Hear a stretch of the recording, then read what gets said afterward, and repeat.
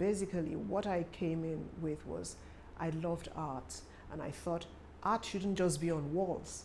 It should also be on our bodies. We should wear art. Exactly.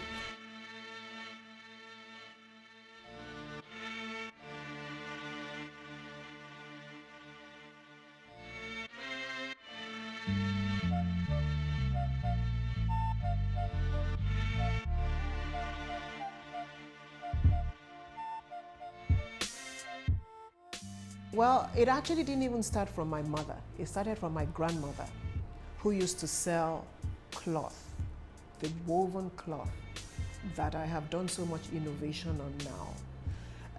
And my mother says she remembers as a little child, she would go to the loom and just, do some lines of weaving. So my grandmother did the cloth weaving, and she also sold that. And you see, my mother then started to pick it up as a child, going and doing some lines of weaving herself. Then the Methodist Church got into her sponsorship for her education and stuff, and she went to school. She was a very intelligent woman, and she was given a scholarship by the Methodist Church to go to high school and on to university. And it was from her high school days that my mother actually started to make clothes for herself. So she actually used to sew. And I'll show you a picture. It's just right there. If you can just, yeah. Yes, that one. Okay, yeah. Now, this picture, that's my mother. And that's my father in uni. Wow. What they're wearing, Stylish. what they're wearing, everything was made by my mother. Yeah, and that was in uni. So my mother and my father were very, very, very stylish people. My mother made their clothing, and this was actually how they started their business, which later became a huge automobile business. So my father apparently used to go around selling my mother's clothing, and he would then model, as you see in the picture. He would model the clothing, and he would go out and he would sell, and that was how their business started. And funnily enough, they went into the automobile business, Toyota to be specific. And when you go back to the history of Toyota Motor Corporation in Japan, Toyota Motor Corporation also started with Mr. Toyoda, who started in the doing textiles, weaving, spinning cotton, and also weaving fabric. That was how Toyota worldwide started. Yes, so great stories start with textiles, I guess.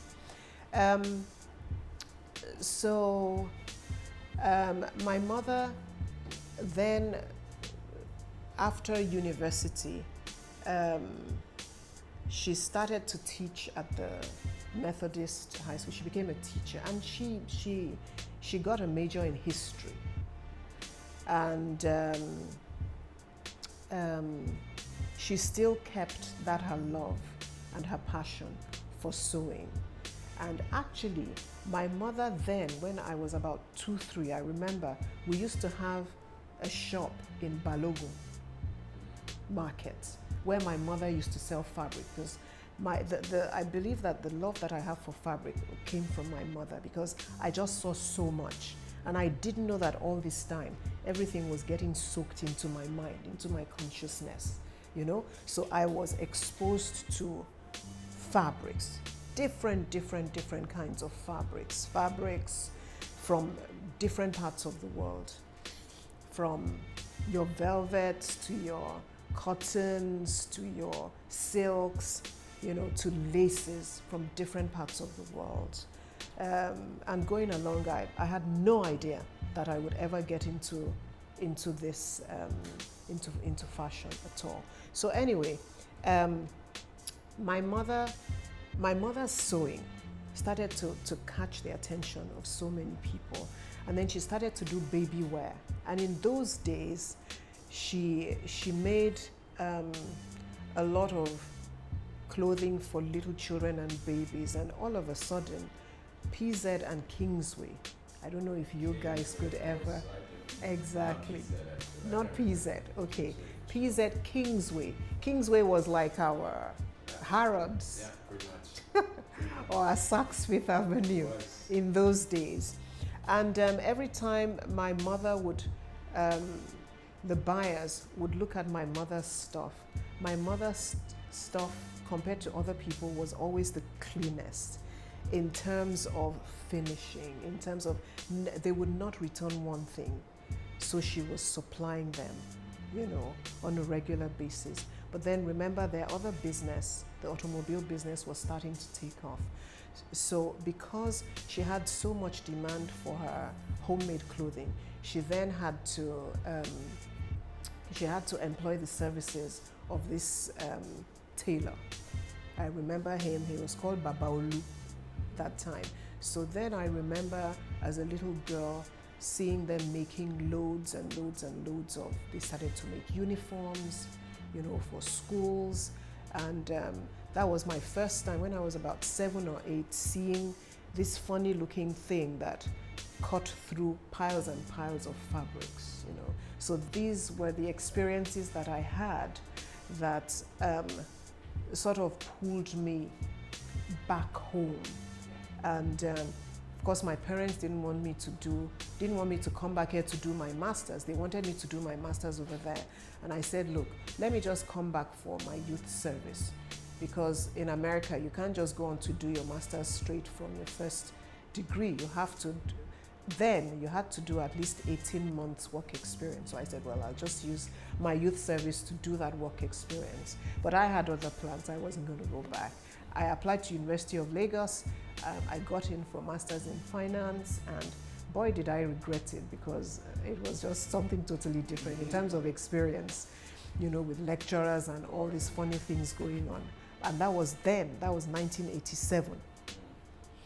And anyway, I went through the program. It was during the program, just almost 3/4 into the program, was when we had students on rest and people protesting about this and that, conditions on campus, and they sent us all home. And my father said, you can't just stay at home just doing nothing.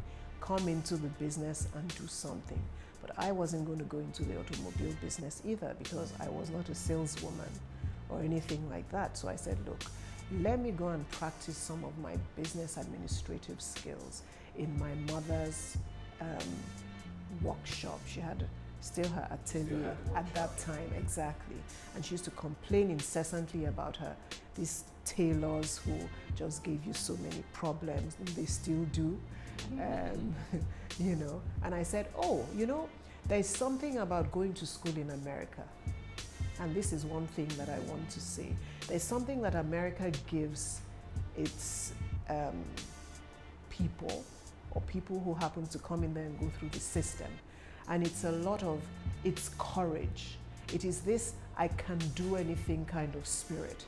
It's this spirit that makes you just want to take on the world, you know. And that's one thing that I thank America for, that it gave me that courage and that boldness and that can-do thing, like, you know, yes, I can. Yes, I can. You know, yes, we can. You know, that's Obama thing, you know.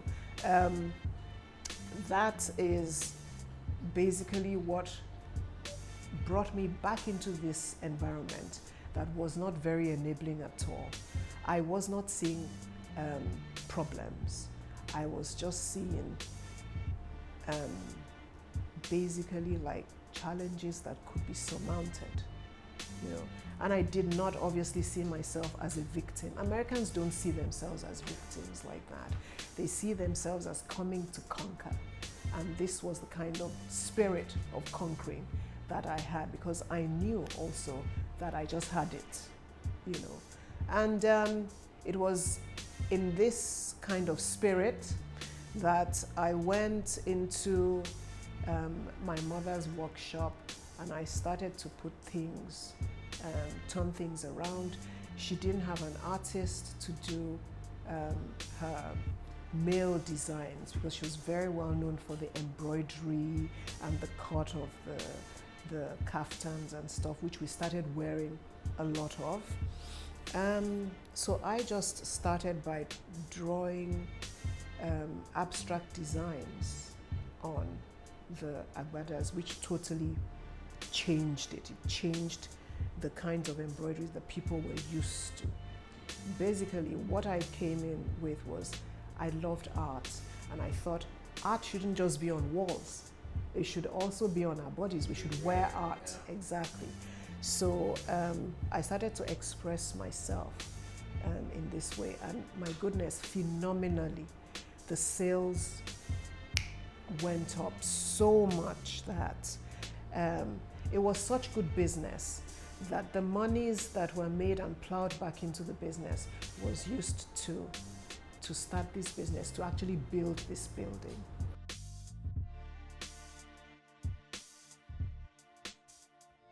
Well, I have to let you know that Clan was actually the brainchild of my girls. They, having been schooled here and also in England, had a chance or an opportunity to be able to experience the high street. So for them being in school, because I'm of that school of thought that that is of the opinion that children have to crawl before they walk, and they have to walk before they then start to run, and there has to be something that they aspire to. So I'm not in that crowd of people who think that you just dump a Chanel bag on a child at a young age. So they trawled through the streets of London searching for bargains and buying from River Island Topshop. But coming back home, they thought, but there is no high street to even walk through in Lagos. Why don't we create several steps down from the Deola line and start to do something that everybody, that the young that are aspiring to the Deola would at least have some kind of a taste of the Deola brand without paying as much money for it. Exactly, you know, like a stepping stone or 2 stepping stones from Deola, because obviously Deola is luxury and it's very high end. So this was how it started. They came home from school on holiday. It was August the 13th, 2011. Yes, it was 2011. Yes, August the 13th, yes. And Clan was launched. And Clan was launched first with the African fabric, Ankara fabric. And they made lovely shorts for their friends, you know, the kinds of things that the younger crowd likes to wear, like the shorts, like the shirts, like separates, like little play suits. And then they also did a line of beachwear and actual swimwear. They did it all in Ankara, which is African, supposedly African fabric, you know. And I remember we did turbans. I got involved in it with them, my own way of helping them to push that African thing about head wraps into it. And this was how we started. Even Davido was there. Were you there? Okay. So Davido came and rendered some music then. It was great. It was very sort of empowering and heartening for people that age, you know, to actually see their contemporaries doing something like that. All these years that I had been doing my international shows, my children were always with me, and my late mother. You know, they always came with me. They were always backstage. In fact, from about the age of 14, Tenny already had a good grasp of the way to arrange things backstage. I'm sure that if you notice the way that our things were backstage, you would have seen that there was total order. You know, total order.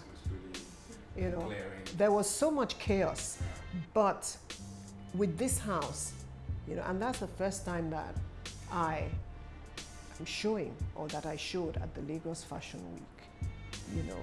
So, because I always insist, there's a certain code of conduct and work code that we work with, you know, and we will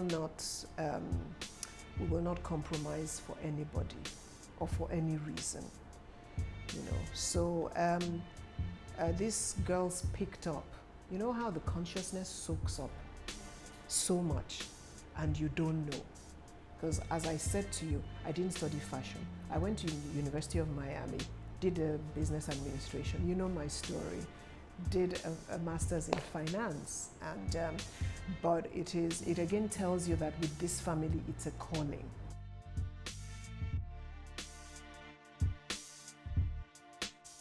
When I started then to take this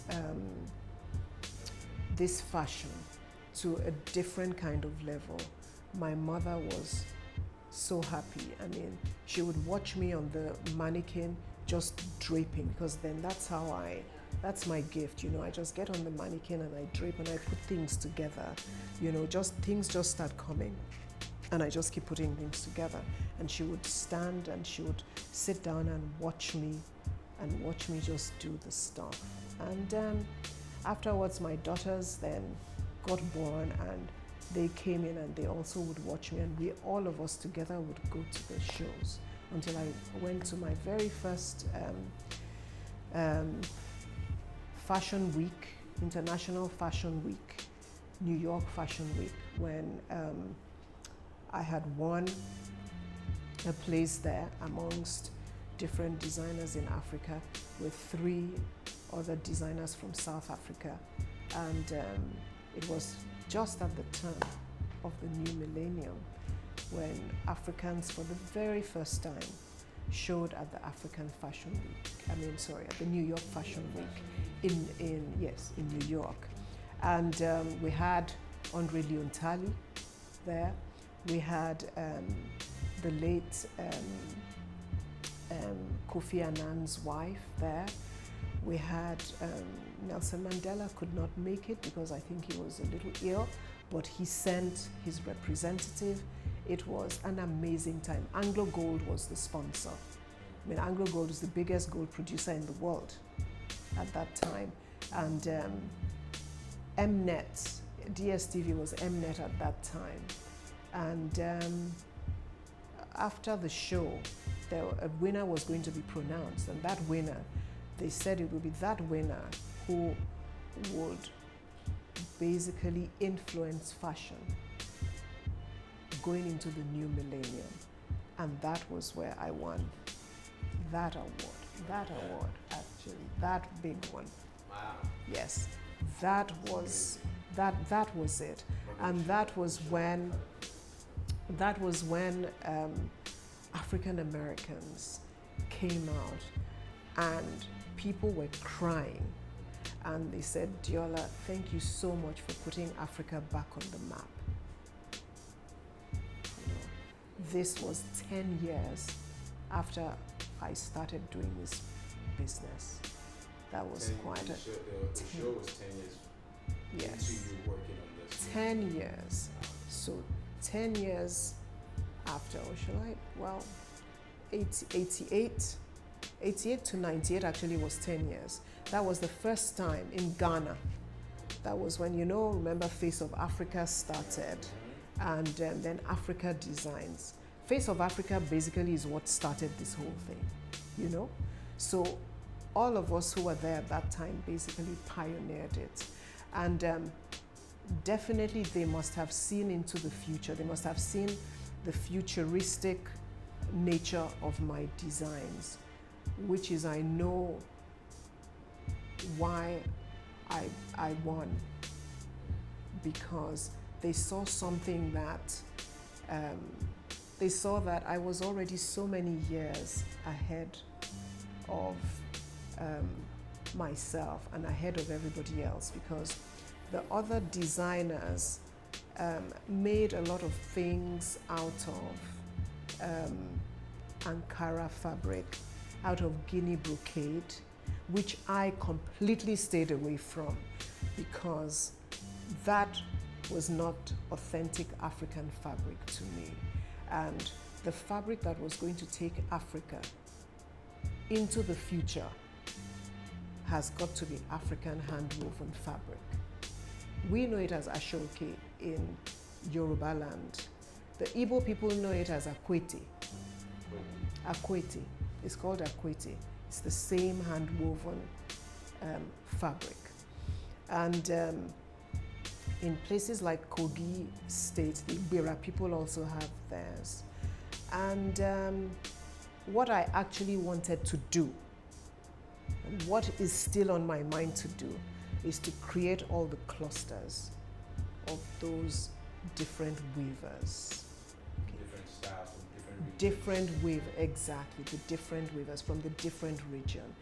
This way, I'm able to empower them. This way, I'm able to create industry. And how do I do this? I just have to keep on making sure that I keep on getting more and more and more innovative with the Ashoke, which makes it both locally and globally appealing, which then creates demand for it, which in turn makes me demand from all those clusters again. They'll probably all have different specials. Exactly. You understand? So this is the beauty of this. This is why we cannot lose our culture and our heritage. This is why this fabric, I can make it do anything that I want it to do. I can make it look silky and be drapey.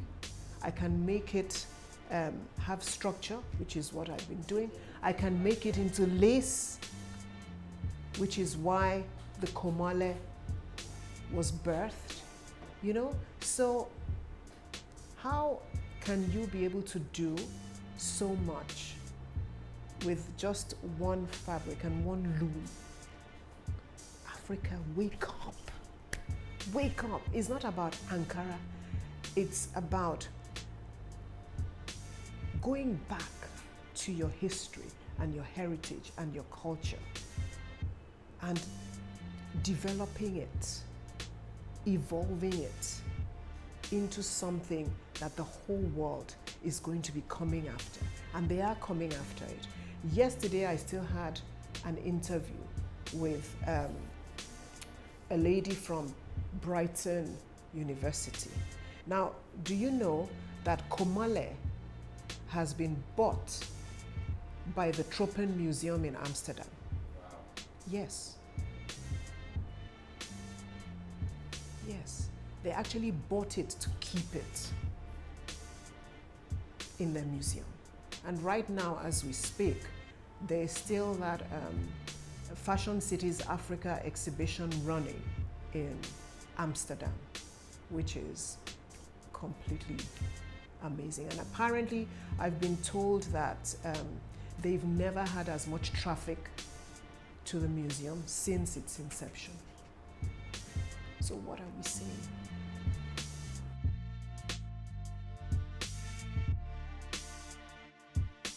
When we started out, when Africa started getting noticed in the world of fashion, we were getting noticed for our Ankara outfits, okay, or Ankara fabrics, but they're not our fabrics. As I said, they're Blisco. And those fabrics, okay, let's say, okay, Africans have accepted it or adopted Ankara as their own traditional fabric, okay. Aren't you then going to make these fabrics into your own natural silhouettes and do some kind of innovation or some kind of refinement of it so that you're actually selling what is yours to the world. If I can just talk about the Ankara and the Vlisco prints, Hollandaise as people know them, in some more words. Now, Vlisco was the interpretation of Africa by the Dutch, and it's still made in Holland now. When it came into Africa, it started being made into what we now call African skirt and blouse. Now, for me, when I started to look, and it wasn't as if anybody came to tell me, but when I looked at silhouettes from the Edwardian times and the Victorian times, hello, these were things that were being copied, silhouettes that were being copied by the Africans. Go back to the African top. We see peplums, we see puffy sleeves, we see the neckline. Go into your Victorian fashion. That's what it is. Yeah. So we were still aping that colonial mentality thing was still very, very much with us. Okay, and the most we would do with the fabrics, with other fabrics, not Ankara, like laces and velvets and things, was then make them into our silhouettes. And our silhouettes became relegated to the back of your wardrobe for times like, okay, it's your wedding, your Yoruba, or your Igbo, or so you can wear akwete at this time, or you can wear your ashoke, tie your wrapper and tie, do you understand? And your father then would be there in his resplendent agbada, in his own thing and stuff. And I looked at it and I thought, listen, these agbadas and these Iro and Bubas should really get out of this time warp. This behind the, yes. Because really, let me translate. Ashoke actually means top drawer clothing. It's your special, it's like your Sunday best.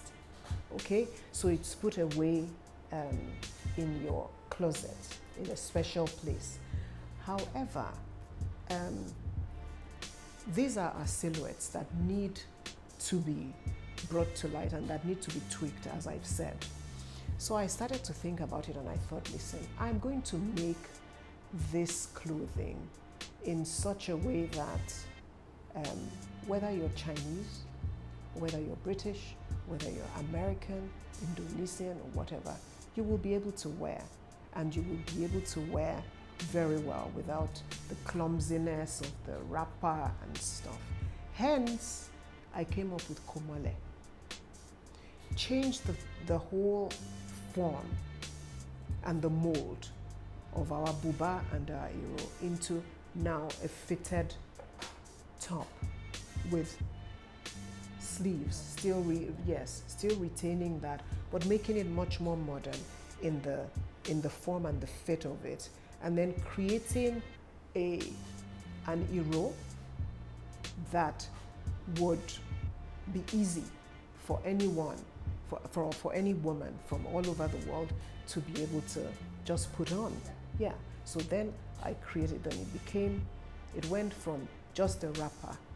Because if you look at a buba and Iro anyway, it just looks like a big top over this fabric that is made to look like a skirt, but it's not actually a skirt, but it's like a skirt because it's not obviously pants. You don't have the trouser legs. But just seeing it, for me, it just looks like a big top and a structureless thing. Okay? So I then came in and then just put the structure in. And what now made it put the icing on the cake was that I no longer have to go to Switzerland, to Austria, to Italy to buy the lace. Make make the lace. So those two are the winning formulas for the success of the Komole.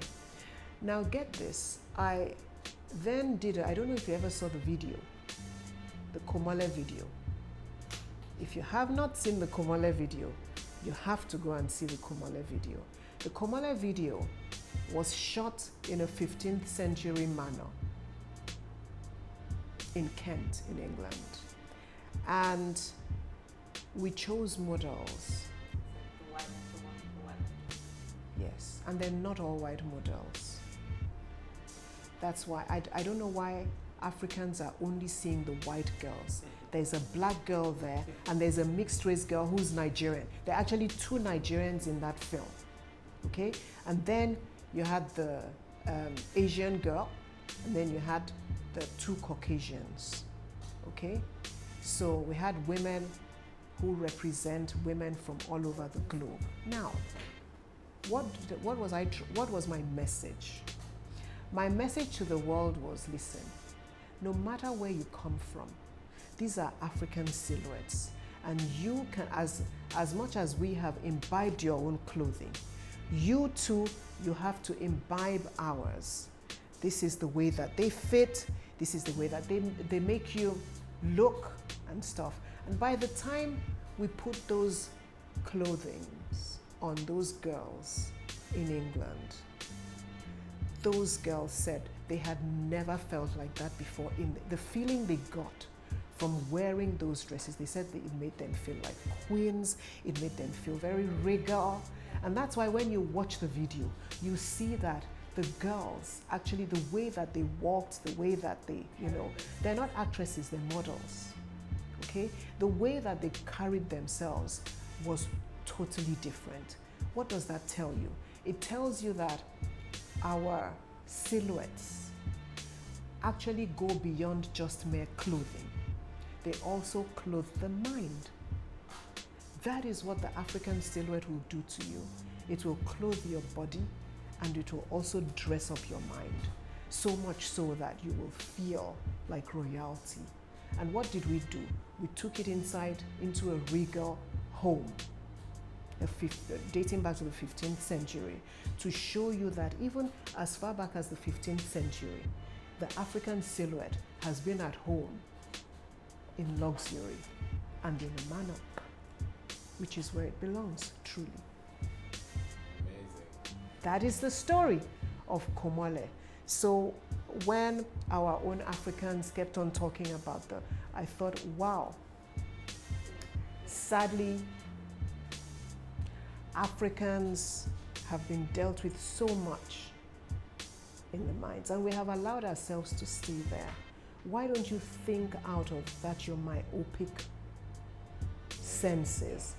Get out of it and understand that if other people are wearing your silhouettes, it only means that it has come to empower you psychologically and economically. Absolutely. You can see it. Yes. This is where we want Africa to go. Africa of the future. In fact, Africa now. They said Africa, they used to say Africa is the future. Africa is now. So this is the Africa that we want now. We want an Africa that is adding value to its own heritage and selling it to the world. Why don't you complain, oh, Chanel is making all these bags, and models like Jordan and Naomi are actually wearing these bags and stuff like that. Why? They're appealing to all you people who keep selling them your leather, and they keep refining it for you and selling it back to you at, yes. And I don't blame them for it.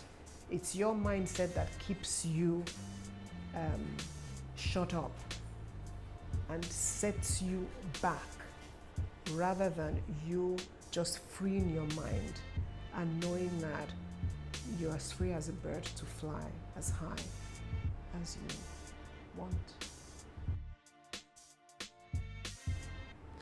Hi, my name is Deola Sagoe. You are catching me right inside my office on Victoria Island at Jose Adeogun Street in Lagos. Lagos is one of the fashion capitals of the world right now. And I am on Globetrotter.